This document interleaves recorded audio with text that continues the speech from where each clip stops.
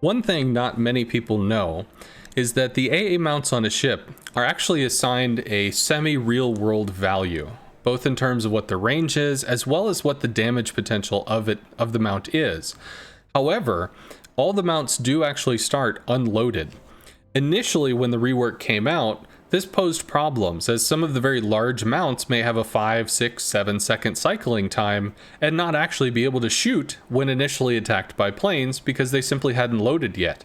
They would start loading when you'd reach the outer limit of the AA range. Ultimately, the game designers found that this did not provide a level of consistency both for the Surface player or the CV player, and altered the coding on how the damage was applied from the continuous. So they changed it so that the damage is output every 2/7 of a second. This application can be hastened, it was pointed out, hastened, by the priority sector mechanic of increasing up to 35% attack speed, or 50% in the case of a cruiser, in which case it does actually apply in faster intervals during the priority sector window. But in general, the 2/7 of a second rule does apply. So as the planes fly into the long range, in this example, the 100 DPS of the long range is split into various ticks.